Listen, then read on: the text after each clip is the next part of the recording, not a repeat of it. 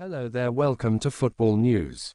The current speculation linking Gianluigi Donnarumma with a potential move to Manchester United, alongside ongoing talk about the progress of deals for Believer and other targets, continues to generate excitement but also reveals the lack of concrete developments. Beneath the transfer chatter, there are deeper structural and strategic factors that will play a decisive role in shaping United's immediate and long-term future. Earlier this year, back in January 2024, Fabrizio Romano revealed in an interview that new board members, particularly Omar Berrada, had adopted a firm stance. Players who failed to perform would not be allowed to linger at the club for years, and underperformers would be moved on within 1 or 2 seasons unless there were significant mitigating circumstances. This approach aligns with the new directives and is a stark departure from the previous era, where certain players remained well past their prime. However, while the rhetoric is clear, the practical implementation of these policies is still a work in progress.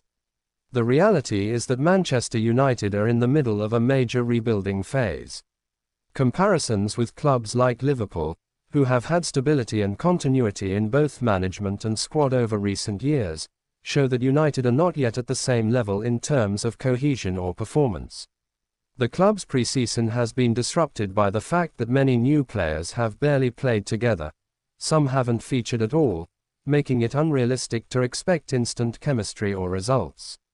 Facing established teams early in the campaign, such as Arsenal and Fulham, without a fully integrated squad means patience will be essential.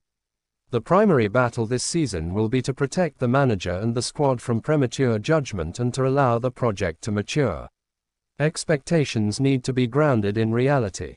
A finish around 5th place is a reasonable target given the circumstances, though a finish as low as 7th is possible depending on injuries, form, and adaptation periods. Early season setbacks, especially against top-tier opponents, should not provoke panic or calls for managerial dismissal. Instead, the first 10 games should be seen as a period of survival and adaptation, staying within reach of the top positions. The real opportunity for progress will come in the second 10-game stretch of the season when rivals will be distracted by heavy European schedules, giving United, who will benefit from full weeks of training, an advantage in building consistency and momentum. Another significant point raised by Swedish Rumble is that United will face intense external pressure from the media and football authorities, with narratives often turning negative far quicker than they would for other top clubs. The media, wary of criticizing the Glazers directly, often focus on the manager as the easiest target, while questionable refereeing decisions against United rarely receive the same scrutiny as similar incidents involving other teams. This atmosphere means fans must remain united and discerning, supporting the team through inevitable ups and downs rather than feeding into reactionary criticism. Financially, United's spending still lags behind major rivals like Manchester City, Chelsea, Liverpool, and Arsenal, each of whom has individually invested more this window. While the arrivals of players such as Carr, Burmo, and Sesko bring promise, they do not instantly close the gap in quality or depth, and there is no guarantee all will succeed immediately. The club remains hampered by the Glazers' ownership, limiting the scale and speed of progress. Consequently, the season should not be seen as a title challenge but rather as an opportunity to secure a top 5 finish, qualify for the Champions League, and establish a more attractive, effective style of play. Fans play a crucial role in this process.